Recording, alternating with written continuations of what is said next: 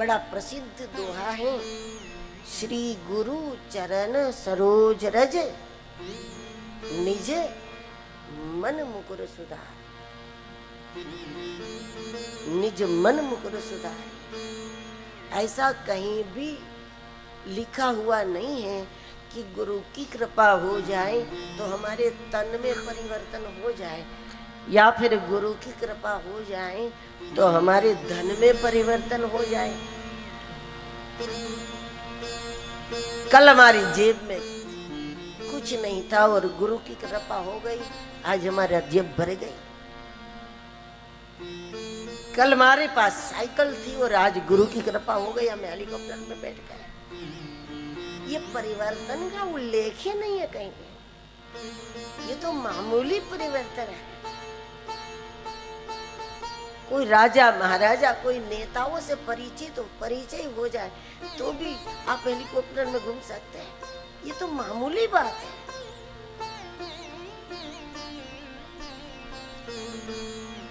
मिलकर के मिटने वाला वैभव गुरु नहीं दिलाता, गुरु वो वैभव दिलाता है जो मिलकर के कभी मिटता ही नहीं। कृपा सिंधु नर रूप हरि, बहुत बड़ी कृपा तो गुरु की ये होती है। वो ये चाहते हैं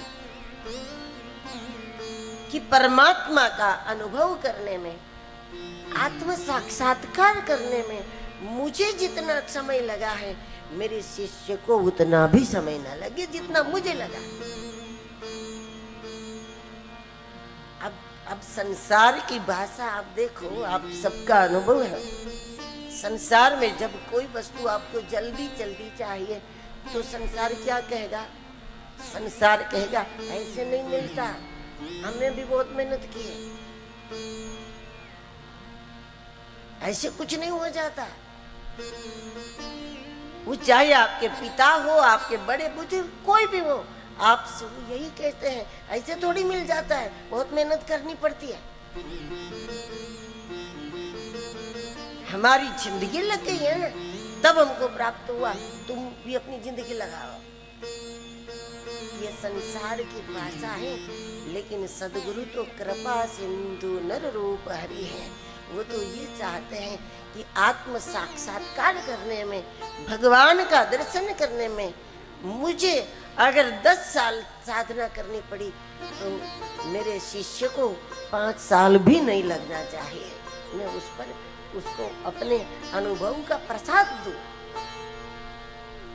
गुरु ये चाहते हैं मेरे से कम समय मेरे शिष्य को लगे। वो ये नहीं कहेंगे कि हमको भी 10 साल लगे, तुमको भी 10 साल लगे।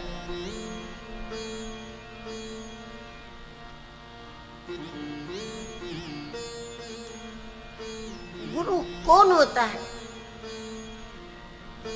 गुरु वो नहीं जो हमें अज्ञानी साबित करे, गुरु वो होता है जो हमें कृपा पूर्वक ज्ञान प्रदान करे। 2 प्रकार के विद्वान होते हैं दुनिया में, 2 प्रकार के महापुरुष होते हैं।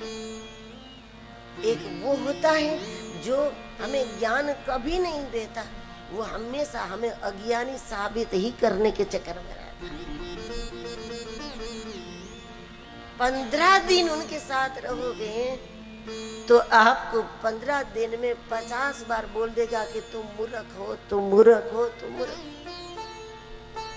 तुम अज्ञानी हो, तुम बेवकूफ हो। 15 दिन में वो 50 बार कह देंगे कि तुम मूर्ख हो। लेकिन जो वास्तव में गुरु होगा वो कभी ये नहीं कहेगा कि तुम अज्ञानी हो, तुम मूर्ख हो। वास्तव में जो गुरु होगा वो कहेगा कि तुम जैसे भी हो, जैसा भी हो, तुम मेरा हो, और तुम्हारी कमियों को हटा करके तुम्हें ज्ञान प्रदान करना ये मेरा काम। वास्तविक गुरु, सच्चे गुरु अज्ञानी साबित नहीं करता, वो ज्ञान प्रदान करता है। अब जो भूखा है उसको 10 बार यही सुनाओ दिन भर कि तुम तो भूखे हो, तुम तो भूखे हो, तुम तो भूखे हो, तो वो तो है ही। कौन सा काम किया इसमें? एक भूखे व्यक्ति को आपने बार बार कहा कि तुम कल के भूखे हो, तुम 2 दिन के भूखे हो, तुम 10 दिन के भूखे हो, तो कौन सा बड़ा काम किया? काम तो यही होगा कि हम रोटी बना करके उसको खिला दें। उसकी भूख को मिटाना हमारा काम है, उसको भूखा बार बार बताना ही हमारा काम नहीं है। विद्वान ये करता है कि वो अज्ञानी को अज्ञानी साबित करता है, और गुरु वो होता है जो साबित कुछ नहीं करता, वो उसको ज्ञान प्रदान करता है। इसलिए कृपा सिंधु नर रूप हरि, बंदहु गुरु पद कंज। गोस्वामी जी गुरुदेव के चरणों को कंज बताते हैं। कंज मानी कमल। गुरुदेव के चरण कमल समान होते हैं। चरण यानी आचरण। यहां गुरुत्व का परिचय है।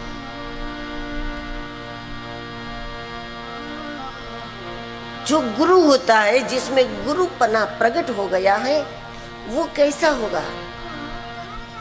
उसके चरण में तो कोई फर्क नहीं होगा। हमारे भी पैरों की 5 उंगलियां हैं, उनके भी वैसी होगे ना। चरण में कोई फर्क नहीं।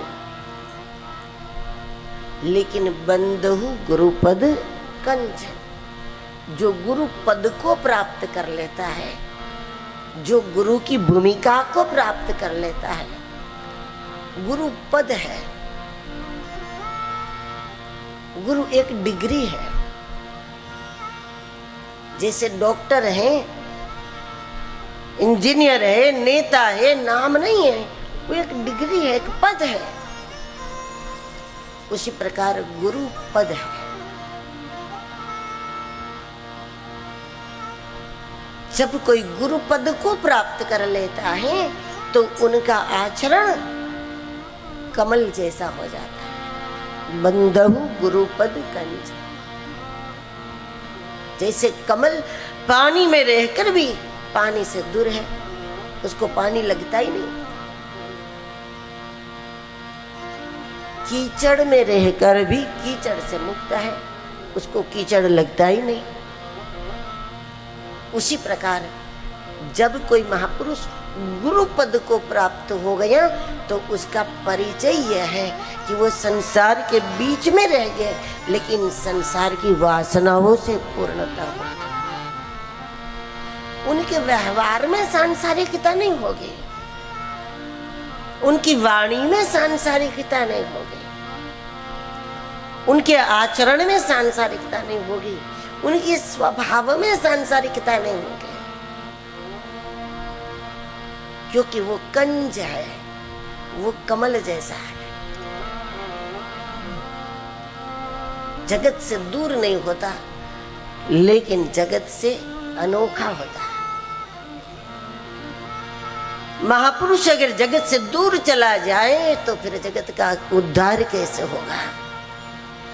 और जगत के बीच में रह करके वो भी जगत के जैसा हो जाए तो भी जगत का उद्धार कैसे होगा? इसलिए गुरु पद को प्राप्त प्रत्येक महापुरुष ऐसे होते हैं कि जो लोगों के बीच में जरूर रहता है, लेकिन वो जल कमलवत रहता है। जैसे जल में कमल रहता है वैसे अलिप्त रहता है। वो भीड़ में रहकर भी अपने एकांत में स्थिर रहता है। संसार के बीच में रहकर भी संसार की वासनाओं से मुक्त रहता है। इसलिए तो गुरु साक्षात परब्रह्म कहते हैं। हम गुरु को भगवान मानते हैं।